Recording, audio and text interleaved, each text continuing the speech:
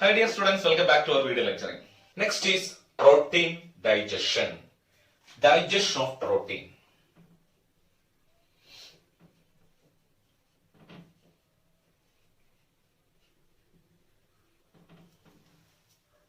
See, this protein digestion not takes place in oral cavity. No protein digestion in oral cavity. So no protein digestion in oral cavity. When we feed a protein-rich diet, the protein digestion begins in stomach. So protein digestion begins in stomach. Next is in digestion stomach. Protein digestion in stomach. So protein digestion begins in stomach. Let's see what is the action of enzymes of stomach for protein digestion. Suppose this is the proteins. This complex nutrient or this biomacromolecule proteins are hydrolyzed to the long peptides. The proteins are hydrolyzed to the large peptides like peptones and proteases. These are the large peptides. So proteins are hydrolyzed to the large peptides like peptones and proteases by the enzyme pepsin at a pH of 1.8. It is the optimum pH. That means that acidic pH.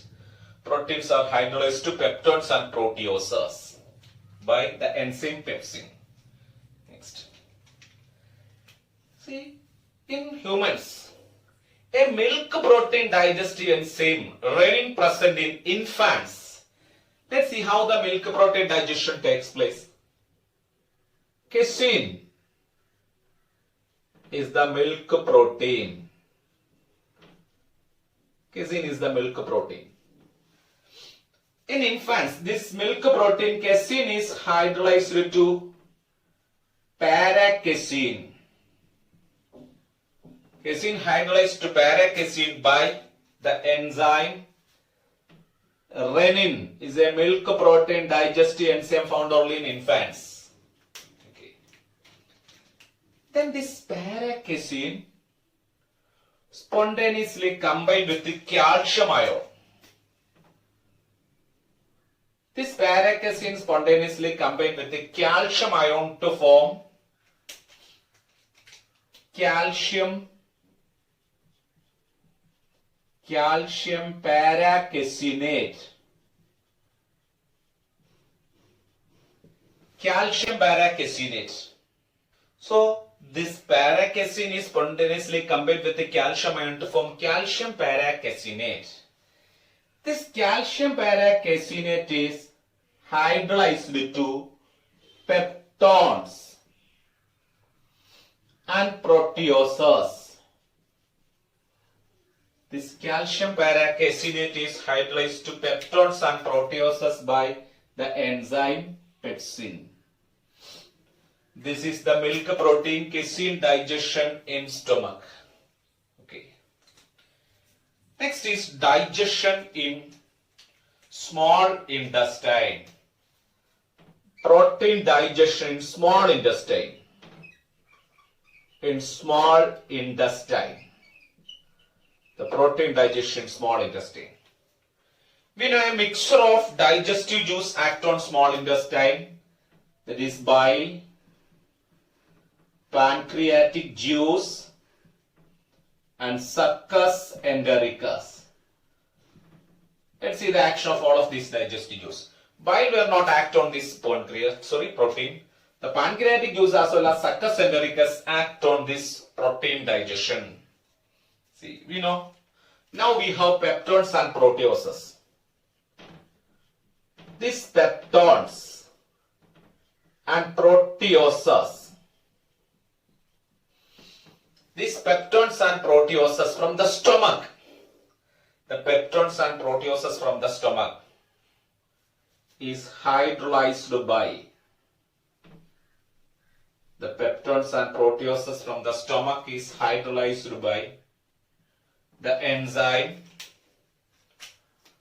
trypsin and chymotrypsin. Trypsin and chymotrypsin from pancreatic juice and hydrolyze them to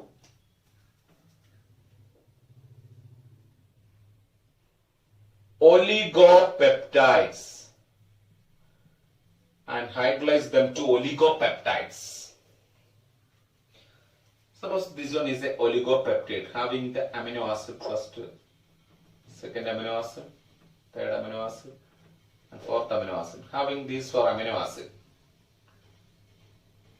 and the peptide bond is here.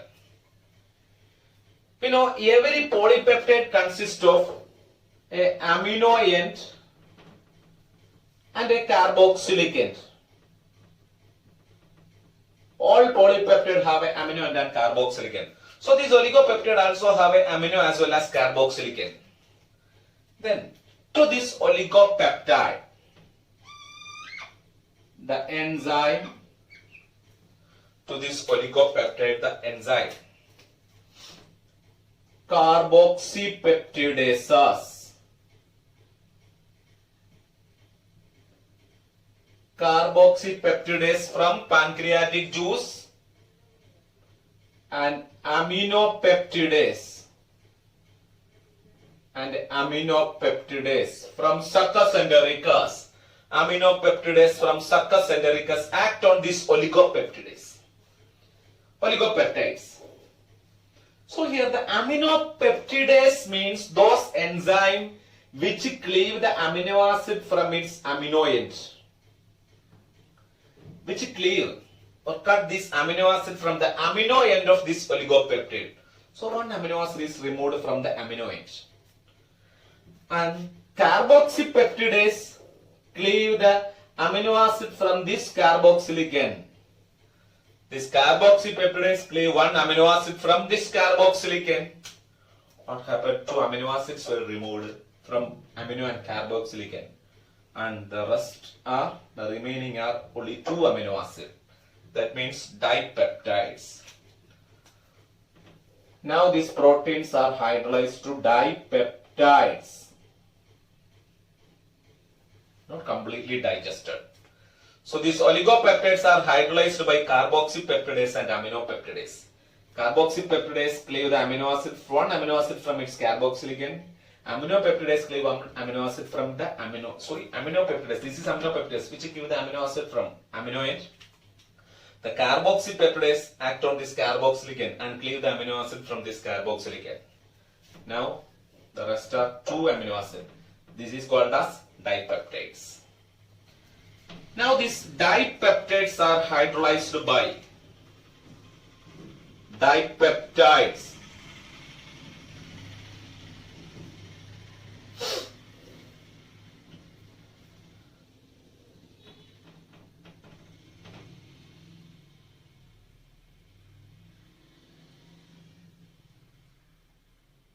Now these dipeptides are hydrolyzed by the dipeptidase enzyme.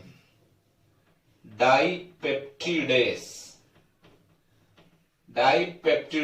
from Succus entericus. Dipeptidase from Succus entericus act on the dipeptides and hydrolyze them to amino acids.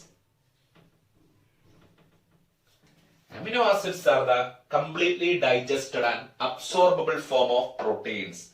So now these proteins are completely hydrolyzed to amino acids. They are completely digested and absorbable form. So that's all about carbohydrate as well as the protein digestion in our body. Carbohydrate digestion begins in oral cavity, completed in small intestine. Then protein digestion begins in stomach and it completed in small intestine. Okay, so in this session we studied about carbohydrate digestion as well as the protein digestion. Okay, so thank you for watching me. Bye.